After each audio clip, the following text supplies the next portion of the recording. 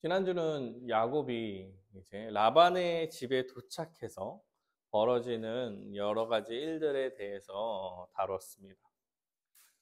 야곱이 이제 동방의 우물가에서 도착해서 목자들이랑 이야기하다가 그곳에 라반의 딸이 올 것이라는 소식을 듣게 되죠. 그리고 막 이야기하고 있을 때에 라반의 딸 라헬이 다가오므로 그가 너무 반가워 그에게 입맞추고 이제 소리내어 웁니다. 지금까지 걸어왔던 그 길이 너무 힘들고 어려웠겠죠. 그곳까지 닿기가 굉장히 어려웠을 것이고 그곳에서 목적인 라반의 딸을 만났을 때 너무 기뻤을 거예요. 그리고 그에게 입맞춘 거죠. 야곱이 라헬에게 자신이 리브가의 아들이라 라고 밝히니 라헬이 집으로 달려가 이 모든 일을 자기 아버지 라반에게 이야기합니다. 그래서 라반은 이제 집으로 이제 라반은 야곱을 만나러 달려오죠. 근데 진짜 막 반가워서 달려왔다기보다는 그 이후에 라반이 한 행동들을 보면 아마 라반은 계산적이고 약간 유익을 추구하는 인물로 좀 보여요. 사실 이 이후에도 계속 약간 라반의 모습이 약간 그런 형식입니다. 그래서 아마도 라반은 반가워서 왔다기보다 여러 가지 유익이 좀 있을 거라고 생각해서 달려왔을지 몰라요. 야곱은 이런 라반에게 자신의 모든 사정을 이야기하고 이제 라반은 이제 이 야곱을 데리고 집으로 옵니다. 그 사정을 들은 게 참 좋지는 않았을 수도 몰라요. 그 사정 때문에 좀, 아, 야곱의 상태가 이렇구나라는 걸 라반이 알게 됐으니까. 그래서 라반이 야곱에게 그리고 나서 한 달 같이 지내다가 이제 품삯을 주겠다라고 얘기합니다. 이제 너랑 나랑 뭐 친척 관계보다 주인과 종의 관계, 약간 이런 관계를 좀 상정하며 이야기하려고 하는 거예요. 일을 하면 일에 대한 대가를 주겠다. 이런 얘기를 하는 거죠. 라반의 성품을 좀 알았을 거예요. 야곱이 한 달 지내면서 눈치도 빠른 사람이라 네, 라반의 성품을 알았고 목적이 있잖아요. 라헬을 얻어야 했기 때문에 이 라헬을 위해서 내가 7년을 일하겠다 이렇게 말하는 거죠. 값으로 라헬을 받겠습니다라고 말하는 거예요. 그리고 열심히 7년간 일하게 되는 거죠. 근데 야곱이 라헬을 너무 사랑해서 그 7년이 며칠처럼 느껴졌다고 하죠. 7년이 며칠처럼 느껴졌어요. 우리도 7년 됐나 교회가? 교회가 너무 사랑한 건 며칠 같네요. 하여튼 며칠처럼 느껴졌다고 하네요. 며칠처럼 느껴졌대요. 그런데 라반이 결혼식 잔칫날 야곱의 방에 라헬을 데려간 게 아니라 레아를 데리고 야곱의 방에 넣죠. 레아도 이 사실에 동의해서 레아가 아마도 야곱을 많이 사랑하는 것 같아요. 그래서 그 방에 들어가서 결국 결혼을 레아가 하게 되죠. 이것은 아마도 야곱을 묶어두기 위한 라반의 계획이 아니었나 생각이 됩니다. 야곱은 분노했지만 자신이 속은 이 모습이 자신이 형을 속였던 모습과 너무나 비슷하기에 자신의 죄를 직면하고 이것을 받아들입니다. 그리고 라헬을 위하여 7년을 더 일하게 되죠. 총 14년간 일을 하게 됩니다. 그리고 지난주에 31절부터 35절까지를 더 봤죠. 그래서 레아의 모습도 살펴봤어요. 레아는 아들을 낳았지만 야곱의 사랑을 받지 못했습니다. 레아 역시 사실 야곱을 속여서 그 자리에 들어간 거죠. 하룻밤을 지내야 했기에 자신이 마치 레아인 양 척을 했어야 했을 거예요. 그러면서 속여 남편을 얻은 결과를 사실 본인이 받게 되는 거예요. 이게 직면한 사실인 것입니다. 오늘은 이제 지난주에 나눴던 레아의 출산부터 또 이제 라헬의 출산까지 쭉 살펴보려고 합니다. 사실 지난주에 여기까지 봤어야 되는데 지난주 여기까지 보면은 설교 너무 길어질 것 같고 그래서 여기를 또 뒤랑 붙이려니까 그것도 길어질 것 같고 그래서 잘랐어요. 잘라서 여기만 좀 하나 보자라고 생각해서 좀 잘랐는데요. 그래서 레아의 출산으로 시작하여 30장 24절 출산에 대한 이야기가 쭉 나오는데 별반 뭐 야곱의 모습이 다르지 않아요. 그럼에도 불구하고 여기서 약간 다른 구속사적으로 여호와 하나님께서 자신의 백성을 어떻게 이끌어 가는지에 대한 내용을 좀 더 다른 시각에서 좀 살펴보려고 합니다. 31절부터 35절도 지난주에는 앞에랑 붙어 있기 때문에 앞에다 이 얘기가 좀 붙어 있지만 오늘은 뒤에랑 얘기가 붙어 있어서 약간 다르게 좀 형성될 수도 있을 것 같아요. 예, 지난주 뭐 본문을 살펴보면 그러죠. 레아가 이 야곱의 아내가 된 것은 라반과 짜고 야곱을 속여 잠자리로 들어갔기 때문에 그런 일이 벌어진 거야. 사랑하는 여러분, 이렇게 속여서 레아가 내 부인이 됐어. 나는 라헬을 사랑하는데. 심지어 나를 속여서 내 옆자리를 차지하게 된 거잖아요. 야곱은 자신을 속인 레아를 사랑할 수 없었을 거예요. 레아의 모습에서 또한 자신의 모습을 좀 봤잖아. 자신의 죄된 모습을 좀 더 보는 거잖아요. 더 사랑할 수 없었을 거예요. 라헬을 사랑하여 라헬을 위하여 7년을 일했는데 아침에 일어나 보니 레아라. 얼마나 황당하고 아침에 일어나서 보니까 라헬을 7년 동안 사랑해서 기다렸는데 레아가 딱 버티고 있는 그 얼굴이 얼마나 보기 싫었겠습니까? 아마도 충격이 머릿속에 가시지 않았을 거예요. 이걸 뭐라 그러지? PTSD? 약간 이런 건 비슷한 거 아닐까 싶어요. 자신을 속였다는 생각에 머릿속에 계속 맴돌며 분노가 있었고 사실은 레아를 볼 때마다 사실 되게 좋지는 않았을 거예요. 이렇게 보면 야곱의 가정은 사실 전체적으로 문제가 있는 거예요.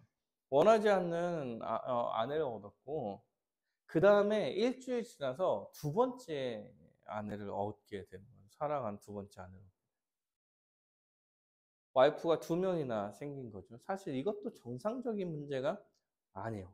뭐 당시 문화 그랬다 뭐 저랬다 다 쳐도 하나님의 법칙 가운데서 사실 정상적인 가정이라고 보지 않죠.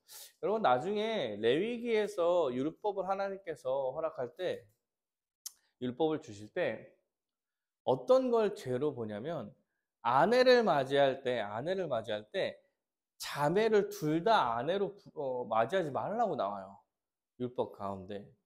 왜냐하면 이거 동시에 왜냐면 자매의 관계를 깨는 문제, 가정이 깨지는 문제였기 때문에 사실 그거는 그 하나님께서 율법적으로 막으시는 것 중에 하나가 돼요. 나중에 뭐 지금은 그 전이니까 뭐 그렇다고 쳐도 그래도 야곱이라는 가장이 있는 가정은 사랑과 미움과 속임과 다툼이 모두 들어가 있는 서사가 있는 가정인 거예요. 어려움이 있겠죠.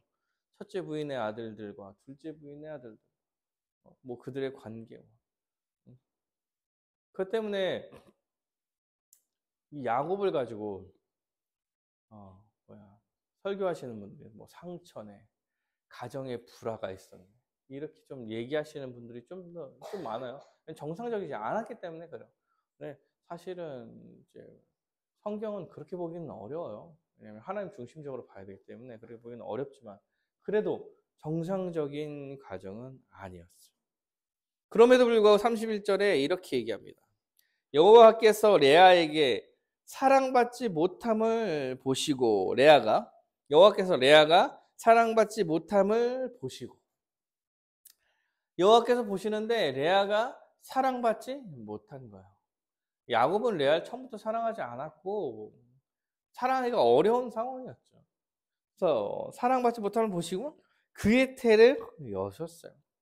그의 태를 여셔서 레아가 잘못을 했지만 사랑받지 못하는 레아의 상태를 불쌍히 여기셔서 사실 은혜를 베풀어서 그의 태를 여시고 아들을 낳게 하시는 거예요. 아들을 낳는 거는 당시에는 굉장히 귀한 일이었어요. 귀한 일. 대를 잇는 아들을 낳는 거. 그러니까 레아가 이렇게 얘기하는 거잖아요. 첫째는 르우벤. 보라? 아들이다.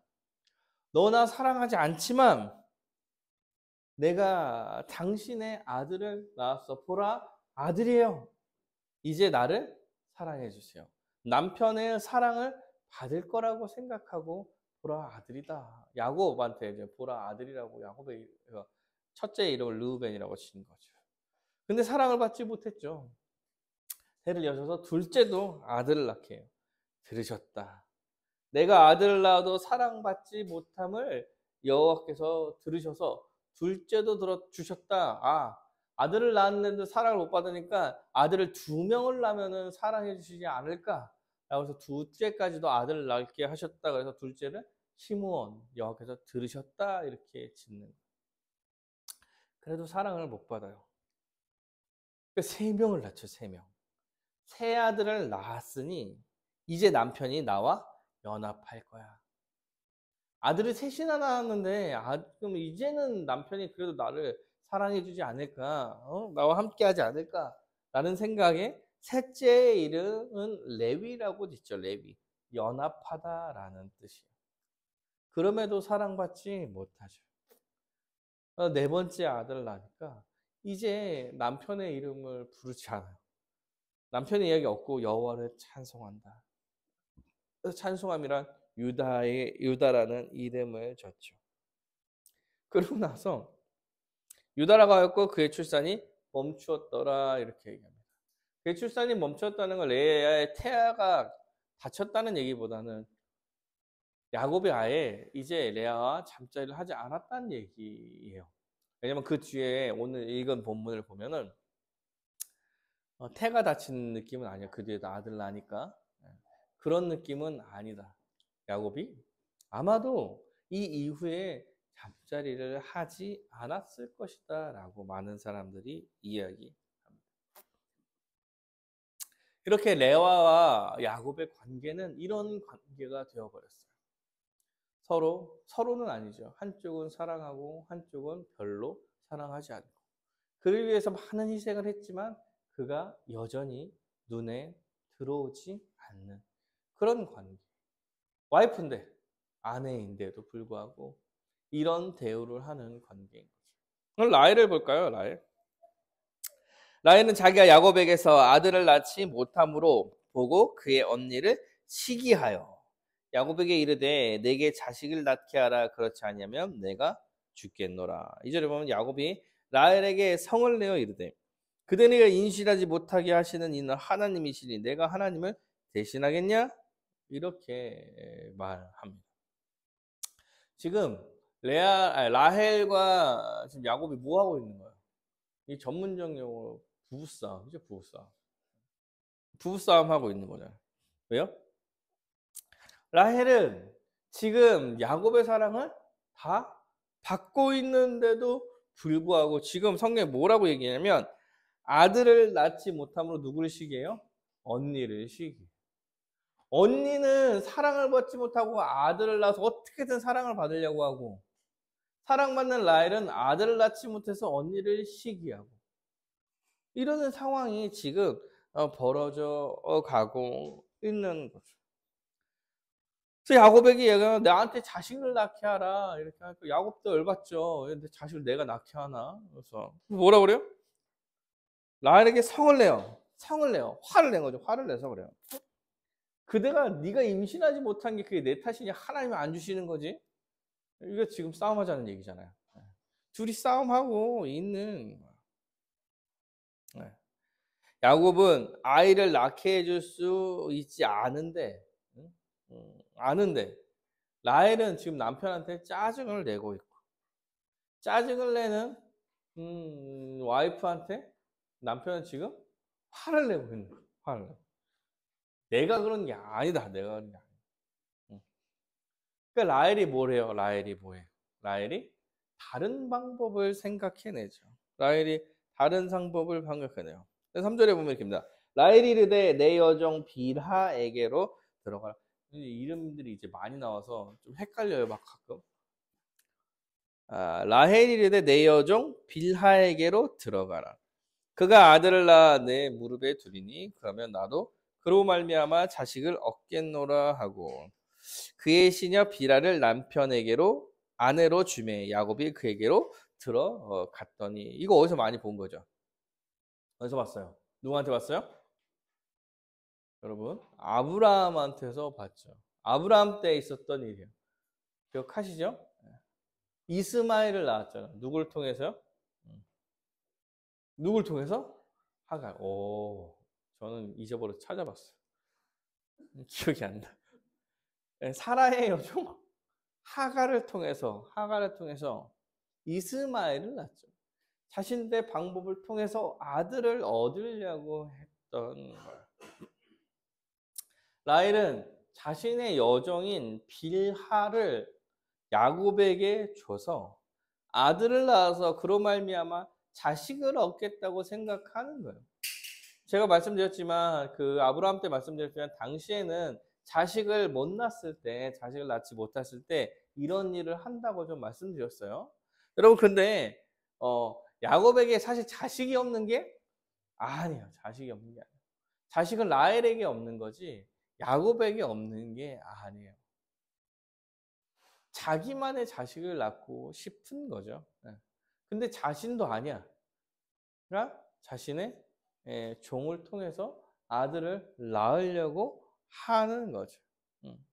그래도 여러분 아브라함은 약속을 받고 아들을 못 낳고 있으니까 혹시나 그럴까 해서 들어갔지만 이 야곱은 뭡니까?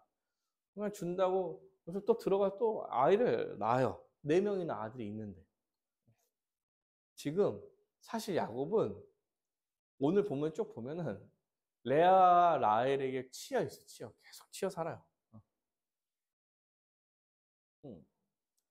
빌하에게 들어가요. 라헬의 종 빌하가 아들을 2명 낳아요. 2명. 한 명, 5째. 첫 번째는 단이에요. 단. 단이라는 이름은 억울함을 푸셨다 이런 얘기예요. 하나님께서 내 억울함을 푸시려고 내 호소를 들어서 아들을 주셨다 이렇게. 그래서 단이다. 억울함을 푸셨다 이렇게 이야기하죠. 라헬이 빌하를 통해서 낳은 아들을 이렇게 지은 거예요. 자신이 억울하다 이거예요. 왜? 자식을 못 낳아서. 사랑을 그렇게 받고 있는데도 자식을 못 낳아서 억울하다 그래요. 한 명을 또 낳습니다. 이러면 납달리예요. 납달리라는 경쟁함이죠. 뭐라고 얘기하면 아들을 2명 얻어 언니와의 경쟁에서 내가 이겼다 이렇게 얘기하면 이게 무슨 말입니까? 이게 무슨 말이에요? 진짜 이 경쟁에서 이긴 거예요? 저쪽은 4명을 낳고 본인은 종통에서 2명을 낳은 누가 봐도 레아가 이긴 거 아닌가? 근데 본인은 이겼대. 진짜 이긴지 모르겠지만 그냥 자기 마음대로 생각하고 있어요. 자기 마음대로 어떻게든. 응? 하나님이 억울함을 푸시려고 단을 주셨대요. 그래서 단이라는 이름을 쓴 거야. 납달리를 나니까 경쟁아 내가 이겼어. 나도 아들이 있어. 이런 식으로 사실 얘기하는 거예요. 시기하고 질투하고 여종까지 해서 아들을 낳았는데 이겼다 이렇게 자기 자신이 자기를 평가하고 있는 거죠. 하여튼 그렇게 생각했습니다. 여러분 이게 되게 정상적으로 보이지는 않아요. 레아도 마찬가지고 야곱도 마찬가지고 라헬도 마찬가지예요. 그렇게 상태가 좋아 보이지 않습니다. 않아요. 그래도 아내라고 주신 레아를 사랑하지 않은 야곱이나 어떻게든 야곱의 사랑을 얻어내기 위해서 자식을 낳고 있는 레아나, 응? 자식을 못 낳아서 레아를 시기 질투하고 있는 라헬이나, 사랑을 받고 있으면서도 질투를 하고 있는 라헬이나, 이게 사실은 아주 좋아 보이지 않습니다. 그리고 상태가 좋아 보이지 않아요. 근데 상태가 좋아 보이지 않으니까 어떤 일이 일어나면 경쟁이 시작됐습니다. 레아도 이제 질 수 없죠. 레아도 질 수 없어요.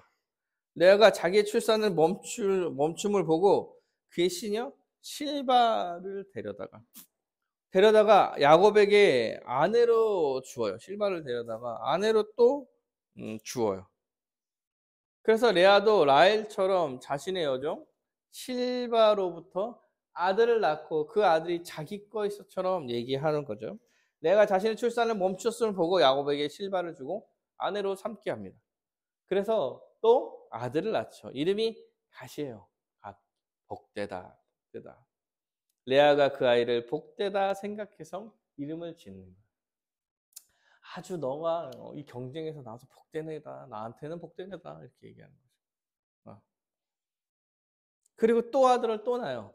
아셀입니다. 아셀. 기쁨. 레아가 모든 딸들이 자신이 기쁜 자로 여긴다고 기쁨이란 이름을 짓는 거예요. 모든 사람이 내가 아들을 많이 가지니까 모든 사람이 자신을 기쁜 자로 여긴다. 본인은 정작 슬퍼하고 있잖아요, 사실. 왜요? 사랑을 받지 못해서 슬퍼하고 있는데 다른 사람 다 기쁜다고 생각해 주는데 그래서 기쁨이 어디서 본 것 같은데? 기쁨이라고 쳐요, 기쁨. 기쁨이라고 칩니다. 이러면서 경쟁하듯이 아기를 낳고 정상적이지 않은 가정이 계속해서 펼쳐지고 있어요. 그리고 이제 이거와 관련된 새로운 사건 하나가 또 나타납니다. 오늘 읽었던 얘기인데요. 밀 거둘 때 르우벤 첫째죠. 첫째, 레아의 첫째예요. 르우벤이 나가서 들에서 합 한 채를 얻어 그의 어머니 레아에게 드렸더니 합 한 채를 따게 된 것 같아요. 합 한 채가 뭐냐면 과일 같은 열매인데 자녀를 낳게 해준다고 여겨지는 열매예요. 이거 아기 낳을 때 좋대라고 여겨지는 그런 열매입니다. 그런데 실질적 효과는 없다고 이제 하요. 실질적 효과는 없대요. 근데 통상적으로 그때 이거 먹으면 아들 난다. 이런 거예요. 이런 거. 뭐 우리 제주도 가서 도라로 막 만드는 거 비슷한 그런 느낌인데 이거 먹으면 된다. 이런 느낌이에요. 그래서 이거를 믿었던 거지. 그들도 믿었던 거. 이거 먹으면 아들 나겠구나. 그러니까 라헬이 어떻게 하냐면 레아에게 이르되 언니의 아들의 합한 채를 청구하노라 이렇게 얘기해요. 이 얘기는 내가 그 합한 채를 사겠습니다. 이렇게 얘기하는 거예요. 라헬이 왜요? 라헬은 아직 자식이 없죠. 라헬은 아직 자식이 없어서 자식을 낳고 싶어서 합한 채를 나한테 팔아라 이렇게 얘기하는 거예요. 르우벤이 합한 채 가져왔다는 소식을 땄다는 소식을 내가 들었어요. 그러니까 그거 좀 갖고 와 좀. 나한테 팔아.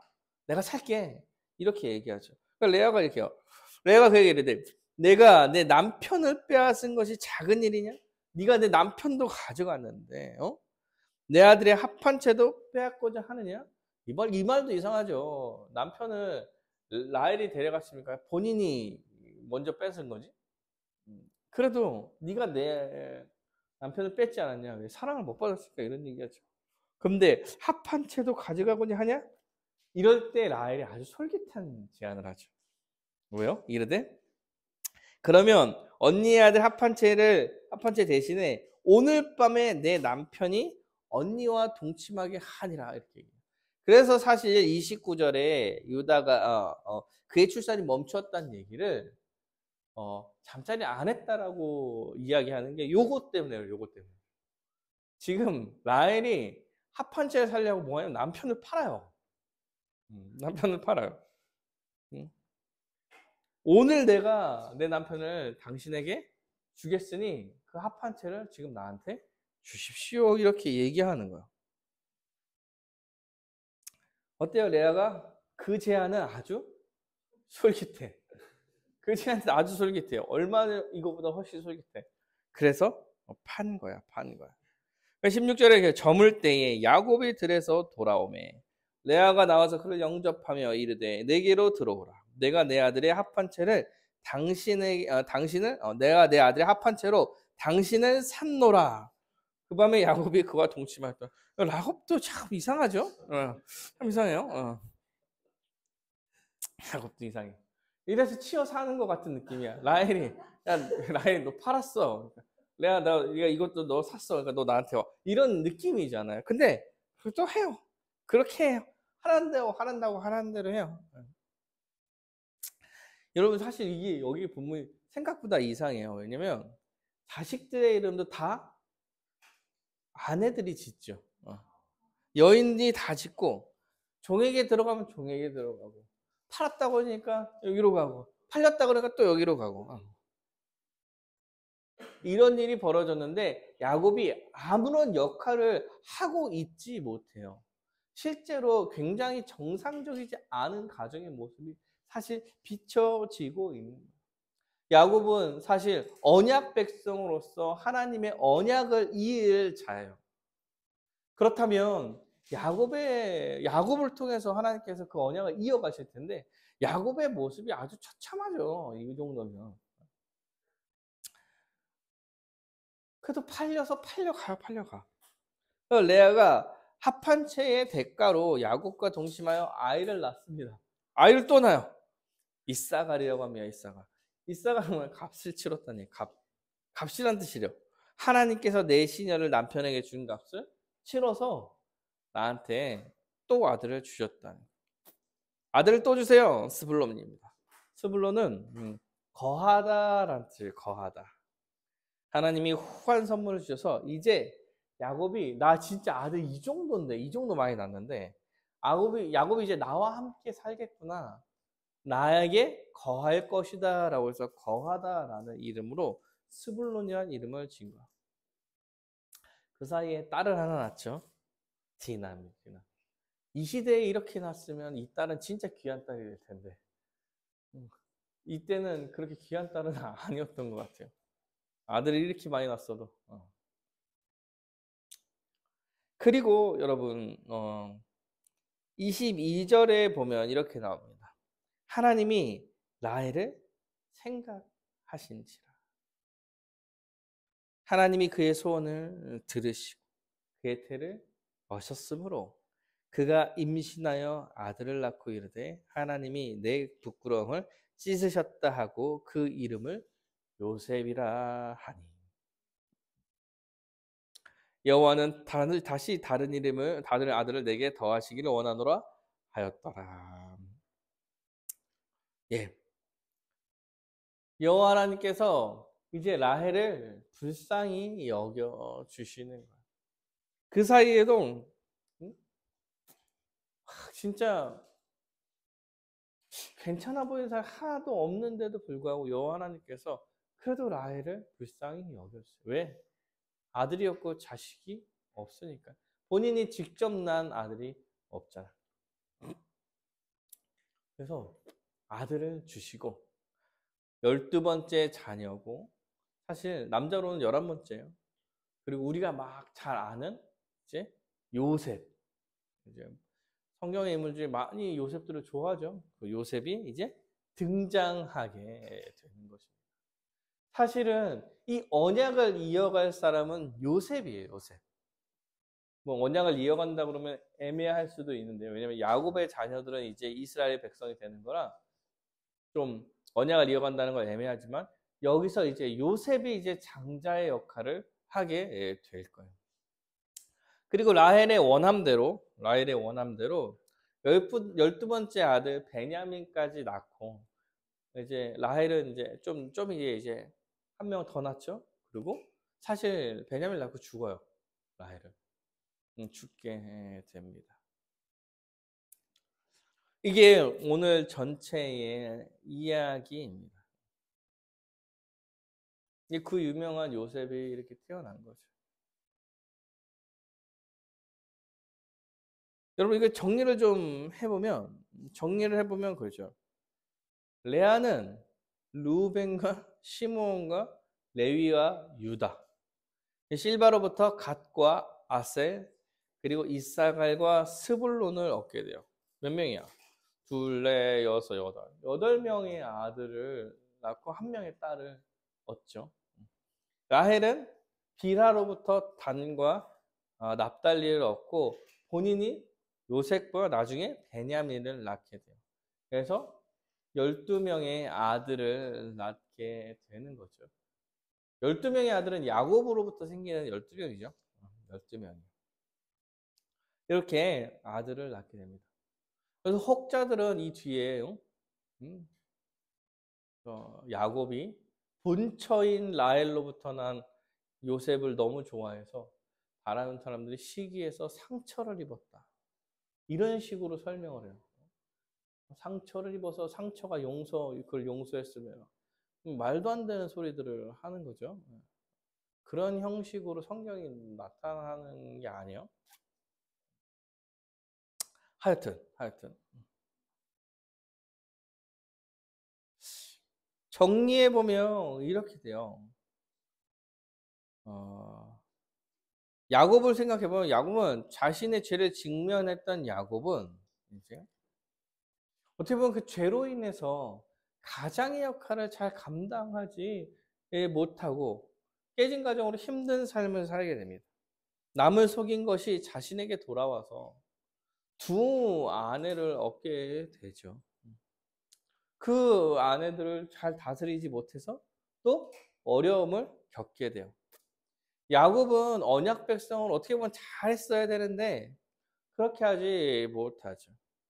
레아는 야곱을 사랑했지만 잘못된 방법으로서 남편을 얻게 되고 계속 자신의 방법으로 사랑을 쟁취하려고 노력해요. 어떻게든 아들을 낳아서 이 문제를 해결해 보려고 그래요.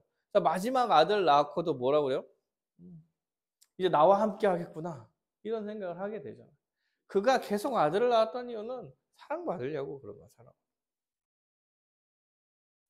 사실 자신이 저질렀던 죄로 인해서 얻게 된 결과예요. 왜?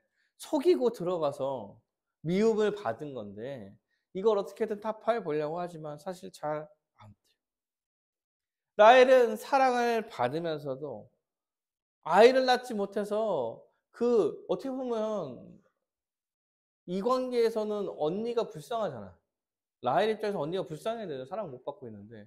그런데 불쌍한 게 아니라 질투하고 시기하고. 저 사람은 아들을 많이 낳았으니까. 이런 생각을 하게 되는 거예요. 여호와께서 태를 열어주지 않음을 자기 스스로 어떻게든 돌파하려고 하는 것 같아요. 그래서 오늘 본문을 보면은 보통 이제 이렇게 살지 맙시다. 이런 이야기를 하는 게 사실 메인에 가까운 이야기인데 다른 얘기를 좀 한번 해 보려고 하는 거예요. 그 얘기 사실 지난주까지가 했던 얘기를 막 그런 얘기로 본다면 오늘 좀 다른 얘기를 좀 오늘 본문을 하려고 하는데요.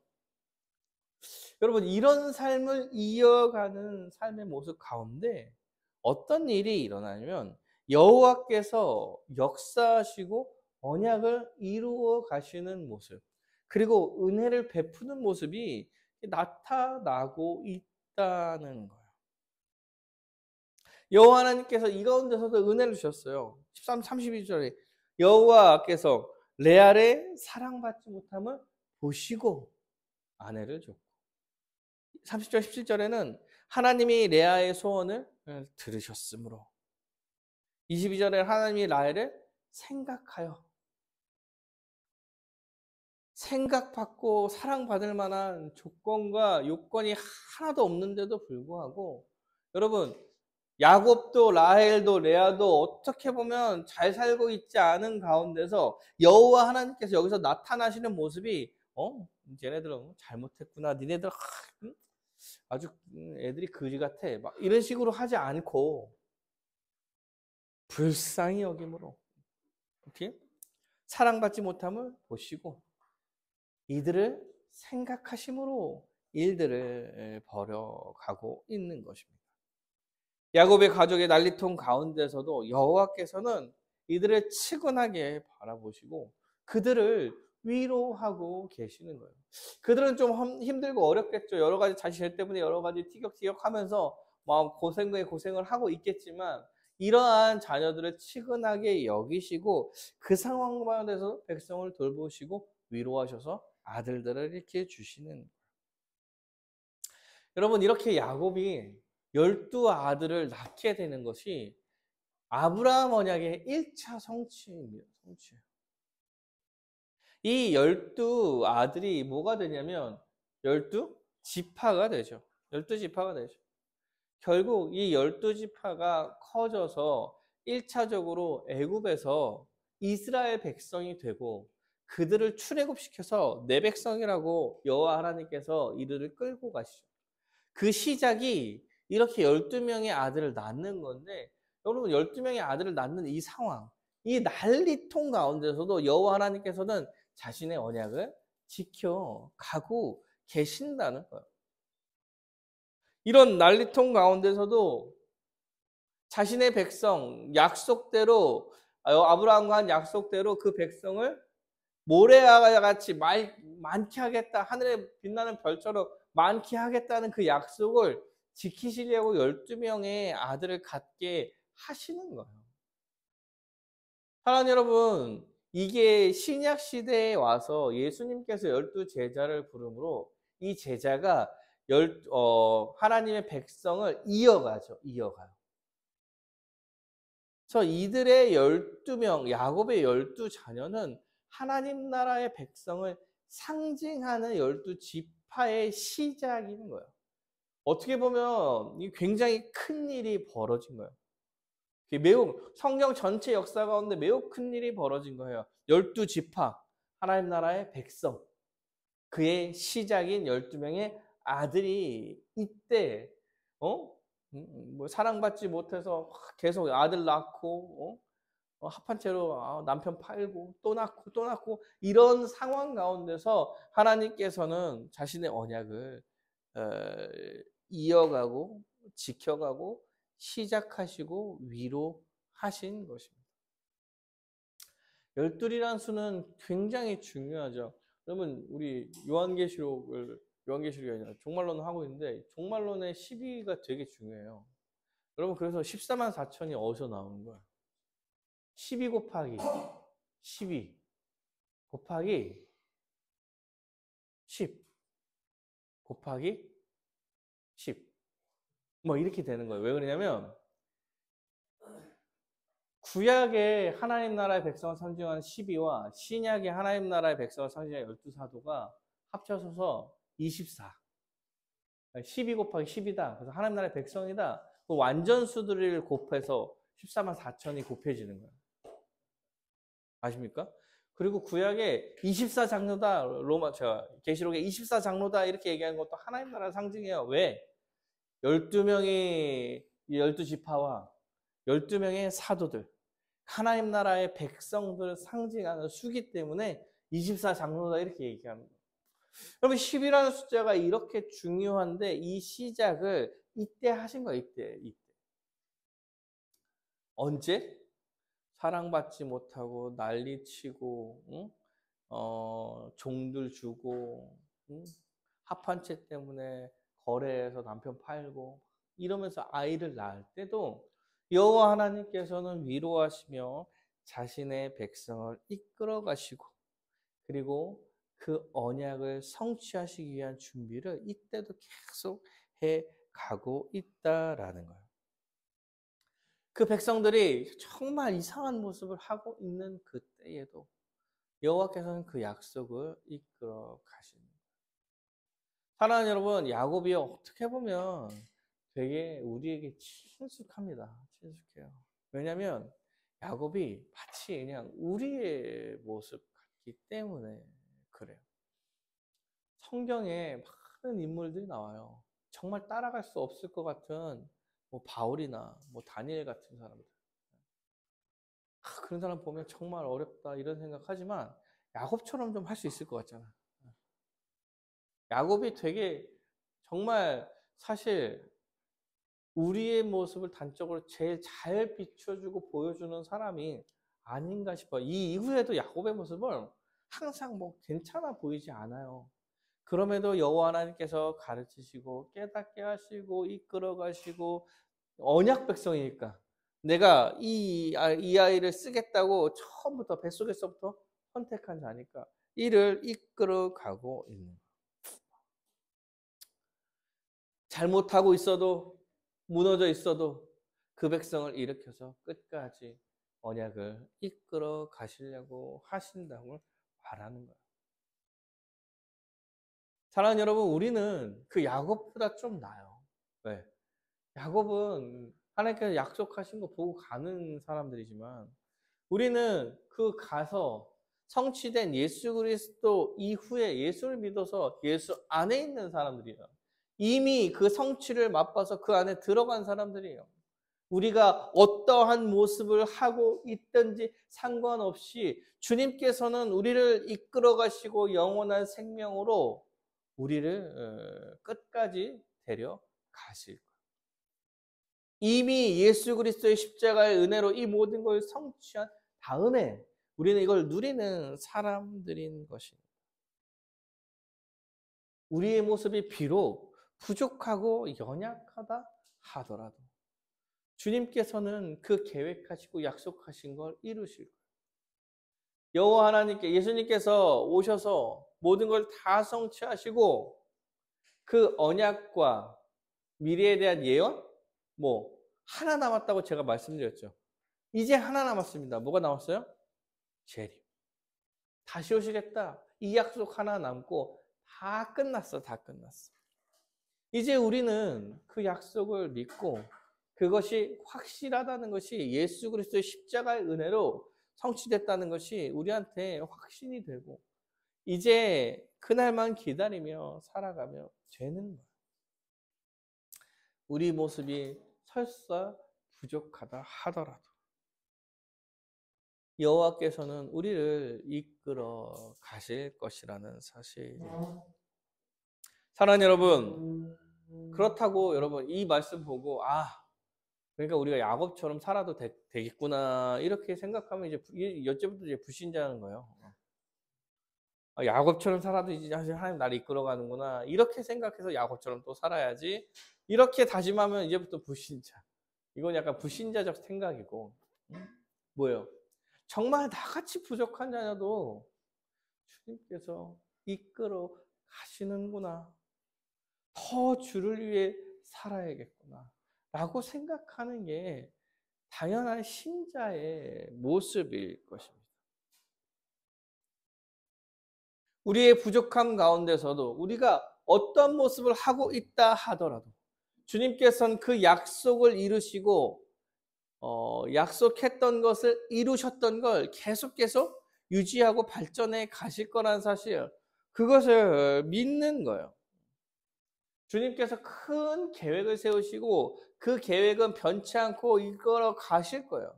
근데 그 계획 안에 우리의 삶은 이러쿵저러쿵 지지고 볶고 여러 가지 일들이 있는 것 뿐이에요.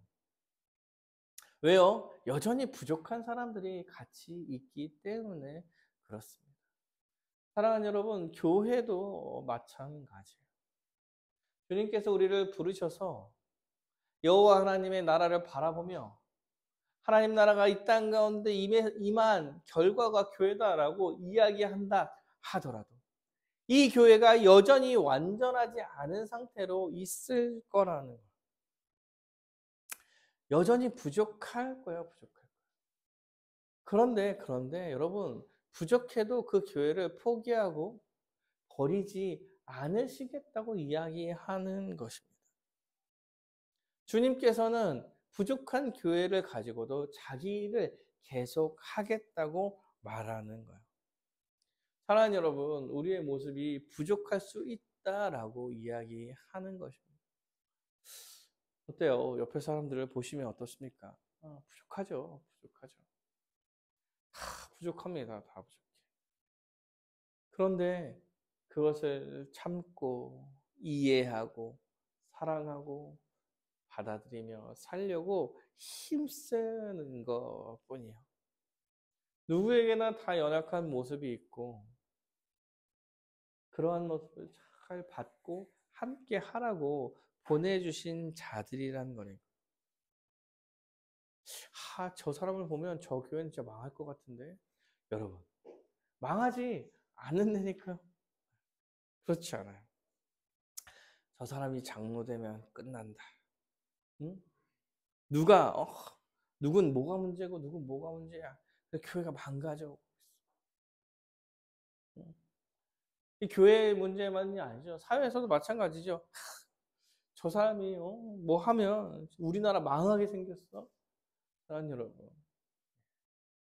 나라가 망해도 교회가 망하지 않죠. 뭐 나라 좀 망하면 뭐 망하는 거고. 주를 믿는 교회가 망하지 않는다니까.